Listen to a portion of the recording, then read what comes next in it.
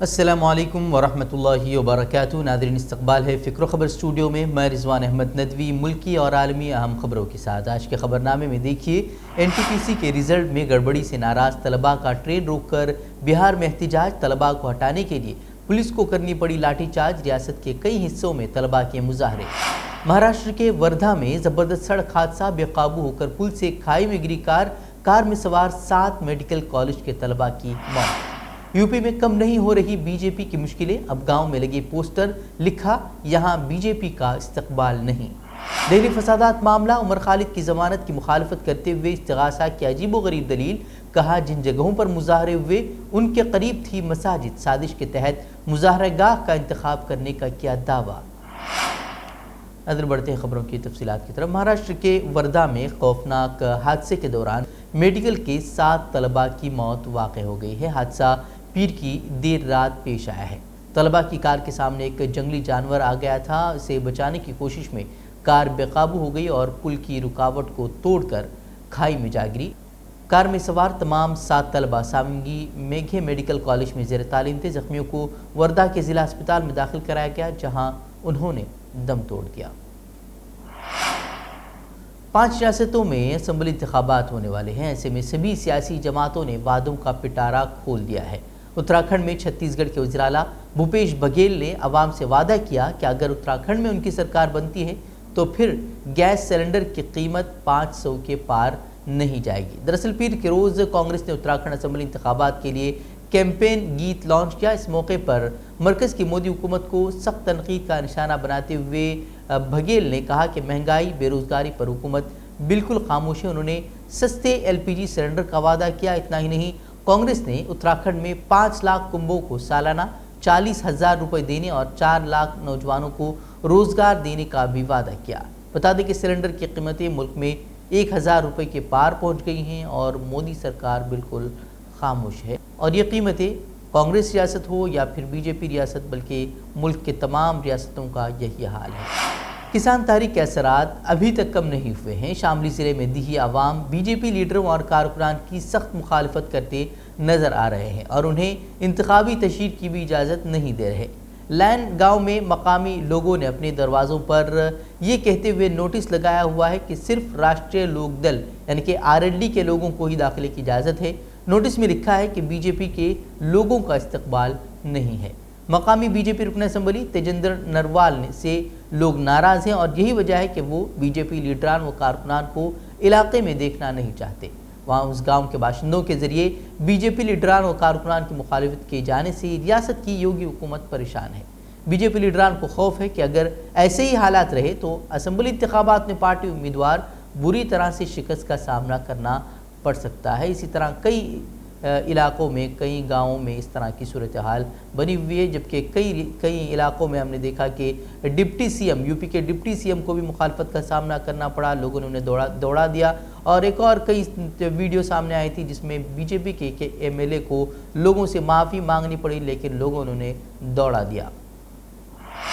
ناظرین، آپ کو یاد ہی ہوگا کہ ہندوستان میں جب کووڈ کی شروعات ہوئی تو کس طرح سے میڈیا نے اس کا سارا ٹھیکرا تبلیغی جماعت پر پھوڑ دیا تھا، اور کس طرح سے گھٹیا پروگرامات چلائے گئے اور کس طرح سے کیمپیننگ کی گئی، اور اس سے ملک کے مسلمانوں کو کس قدر پریشانی کا سامنا کرنا پڑا، اور کتنے لوگ حراست میں رکھے گئے، کتنے بیرون ممالک کے تبلیغ جماعت کے ساتھی انہیں حراست میں رکھا گیا تھا۔ اب اس معاملے کو پھر سے دہرانے کی ضرورت نہیں ہے۔ وہیں اب سپریم کورٹ نے کہا ہے کہ وہ تبلیغی جماعت سے متعلق معاملے کے آگے کی سنوائی مارچ کے دوسرے ہفتے میں کرے گا۔ جسٹس AM خانولکر کی سربراہی والی بینچ نے ملیشیا کے ایک 24 برس کے شہری کی طرف سے پیش ہونے والے ایڈوکیٹ شعیب عالم کی جانب سے اس معاملے کو جلد نمٹانے کے سلسلے میں دیے گئے دلائل سننے کے بعد اس کی سنوائی مارچ کے دوسرے ہفتے میں فہرست بند کرنے کی ہدایت دی ہے۔ وہیں جماعت علماء ہند نے سپریم کورٹ سے نفرت انگیز تقاریر کی روک تھام کے لیے ہدایت جاری کرنے کے لیے داخل کی عرضی پر جلد سماعت کی سپریم کورٹ سے گزارش کی تھی، چونکہ اسمبلی انتخابات قریب ہیں اور سماج کو بانٹنے اور اس طرح کی اشتعال انگیز بیان بازیوں کا سلسلہ اب بڑھتا جا رہا ہے۔ تو وہیں جمعیت علماء ہند نے اب سپریم کورٹ سے گزارش کی کہ اس معاملے کو جلد از جلد لسٹ کیا جائے تاکہ جو نفرت انگیز بیانات ہیں اس پر روک لگائی جا سکے۔ بتا دیں کہ جمعیت علماء ہند نے یہ عرضی 2020 مارچ میں دائر کی تھی، جس میں تبلیغی جماعت کے معاملے کو جس طرح سے پیش کیا گیا تھا اور نفرت پھیلانے کے لیے میڈیا کا استعمال کیا گیا تھا، اس پر کارروائی کی مانگ کی گئی تھی، جس کے بعد ایپیکس کورٹ نے مرکز اور کئی میڈیا اداروں کو نوٹس بھی جاری کیا تھا اور کئی طرح کی ہدایات بھی دی تھی، اور آخر بار جو اس کی سماعت ہوئی تھی وہ ستمبر 2020 میں ہوئی تھی، اور تب سے اب تک اس معاملے کو لسٹ نہیں کیا گیا ہے۔ کرناٹک بی جے پی کے سینئر قانون ساز بسانا گوڑا پاٹل یتنال نے دعویٰ کیا ہے کہ کچھ ایم ایل اے اور وزراء، خاص طور پر وہ لوگ جو دوسری پارٹیوں سے بی جے پی میں شامل ہوئے تھے، کانگریس قیادت کے ساتھ رابطے میں ہیں اور 2023 کے اسمبلی انتخابات کے بعد اس پارٹی سے اپنی وفاداریاں تبدیل کر لیں گے، یعنی کہ وہ پارٹی بدل لیں گے۔ دنیستان دعووں کی تصدیق کرتے ہوئے کانگریس قائدین ڈی کے شیو کمار اور سدھارمیہ نے کہا کہ بی جے پی اور جے ڈی ایس کے کئی قائدین ان سے رابطے میں ہیں، لیکن وہ ابھی تفصیلات نہیں بتائیں گے۔ یتنال نے کہا کہ حکومت کو آنے والے دنوں میں کانگریس کو مناسب جواب دینے کے لیے مؤثر طریقے سے کام کرنا ہوگا۔ وہیں شیو کمار نے یتنال کے دعووں پر رد عمل ظاہر کرتے ہوئے کہا کہ وہ بی جے پی لیڈر جانتے ہیں کہ ان کی پارٹی کے اندر کیا ہو رہا ہے، نہ میں اور نہ ہی سدھارمیہ ان لوگوں کے ناموں کا انکشاف کر پائیں گے جو ہم سے بات کر رہے ہیں۔ معروف طلبہ لیڈر اور جے این یو کے طالب علم شرجیل امام کو سی اے اور این آر سی کے خلاف مظاہرے کے دوران مبینہ طور پر اشتعال انگیز تقاریر پر دہلی کی کڑکڑ عدالت نے الزامات طے کیے ہیں۔ مبینہ اشتعال انگیز تقاریر جن کے لیے امام کو گرفتار کیا گیا تھا وہ 13 دسمبر 2019 کو جامعہ ملیہ اسلامیہ میں اور 16 جنوری 2020 کو علی گڑھ مسلم یونیورسٹی میں ان کی تقریر تھی۔ وہ انہیں 28 جنوری 2020 سے عدالتی حراست میں انہیں رکھا گیا ہے اور سوموار کو ایڈیشنل سیشن جج امیتابھ راوت نے شرجیل پر الزامات طے کیے ہیں۔ شرجیل کو جنوری 2020 میں اشتعال انگیز بیان اور ملک سے غداری کے معاملے میں بہار سے گرفتار کیا گیا تھا۔ دہلی پولیس نے اس معاملے میں امام کے خلاف چارج شیٹ داخل کی تھی، جس میں انہوں نے الزام لگایا تھا کہ اس نے مبینہ طور پر مرکزی حکومت کے خلاف نفرت کو بھڑکانے والی تقریریں کی اور لوگوں کو اکسایا، جس کی وجہ سے دسمبر 2019 میں تشدد ہوا تھا۔ بتا دیں کہ الہ آباد ہائی کورٹ نے اس سے قبل 1 دسمبر 2021 کو شرجیل امام کو ضمانت دے دی تھی۔ عدالت نے ضمانت کی عرضی پر سماعت کرتے ہوئے یہاں تک کہا تھا کہ شرجیل امام نے نہ تو ملک سے بغاوت کرنے کی بات کہی اور نہ ہی لوگوں کو تشدد بھڑکانے کے لیے اکسایا ہے۔ دہلی فسادات کیوں ہوئے، کیسے ہوئے اور اس سے کس کا فائدہ ہوا، ہر کوئی جانتا ہے۔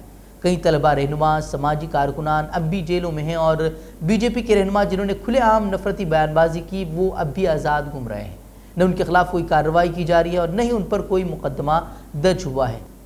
وہیں اب طلبہ لیڈر عمر خالد کئی مہینوں سے وہ جیل میں ہیں۔ ان کی ضمانت عرضی کی مخالفت کرتے ہوئے جو دلیل حکومت کی طرف سے پیش ہونے والے وکیل نے دی ہے وہ ظاہر کرتے ہیں کہ کس طرح سے ان طلبہ لیڈروں پر، پڑھے لکھے نوجوانوں پر شکنجہ کسنے کے لیے خرافاتی دماغ کا استعمال کیا جا رہا ہے۔ عمر خالد کی ضمانت کی درخواست کی مخالفت کرتے ہوئے استغاثہ نے دعویٰ کیا کہ شہریت ترمیم قانون کے خلاف جو مظاہرے ہونے والے مظاہرات جن مقامات پر ہوا وہ تمام کے تمام 25 مقامات کا انتخاب اس لیے کیا گیا تھا کہ وہ مساجد کے قریب تھے۔ خالد پر دہلی تشدد کیس کے سلسلے میں شہر کی جامعہ ملیہ اسلامیہ یونیورسٹی کی 2 طالبات میران حیدر اور سفورہ زرگر کے ساتھ غیر قانونی سرگرمیاں روک تھام ایکٹ کے تحت مقدمہ جرم عائد کی گئی ہے۔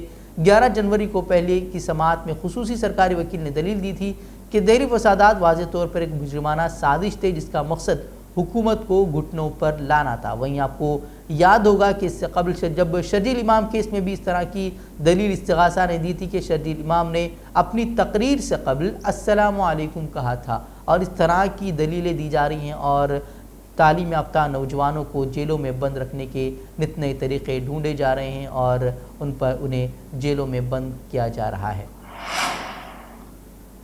مدھیہ پردیش حکومت جلد ہی بچوں کے لیے آن لائن گیمنگ کو ریگولیٹ کرنے کے لیے ریاست میں قانون نافذ کرنے جا رہی ہے۔ دراصل گزشتہ ہفتے ہی ایک 11 سالہ لڑکے نے اپنے والدین کو بتائے بغیر آن لائن گیمز پر 6000 روپے خرچ کر دیے تھے۔ اسے ایک بہت ہی سنگین مسئلہ قرار دیتے ہوئے وزیر قانون نے کہا کہ یہ خودکشیاں آن لائن گیمنگ سے جڑی ہوئی ہیں۔ ایسے واقعات کو روکنے کے لیے گیمنگ کو ریگولیٹ کرنے کے لیے قانون لایا جا رہا ہے۔ قانون کا مسودہ تیار ہے اور جلد ہی اسے حتمی شکل دینے کی انہوں نے بات کہی ہے۔ بتا دیں کہ 2018 میں یونیورسٹی آف پٹسبرگ کے انسٹیٹیوٹ آف کینسر نے انتباہ جاری کیا تھا کہ موبائل فون کا حد سے زیادہ استعمال کرنے والے بچوں میں کینسر کا خطرہ کہیں زیادہ بڑھ جاتا ہے۔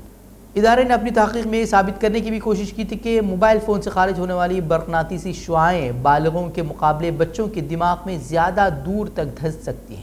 ویسے بھی جب سے آن لائن کلاسز شروع ہوئے ہیں، بچوں کے ہاتھوں میں نہ چاہتے ہوئے بھی ماں باپ کو موبائل فون دینے پڑ رہے ہیں، لیکن ایسی صورت میں ماں باپ کا فرض بنتا ہے کہ وہ اپنے بچوں پر نظر رکھیں۔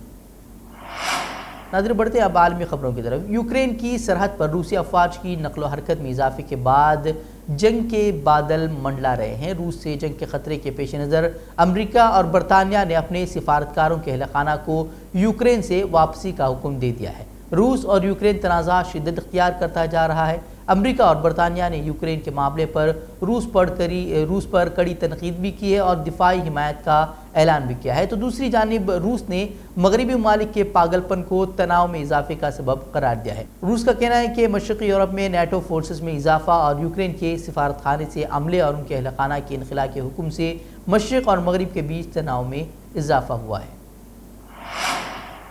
سعودی عرب کی سرکاری پریس ایجنسی SPA کے مطابق سعودی عرب نے بغیر کسی فیس یا مالی معاوضے کے اقامہ، ایگزٹ اور ریٹرن ویزوں اور وزٹ ویزوں کی میعاد میں خود بخود توسیع کرنے کا فیصلہ کیا ہے۔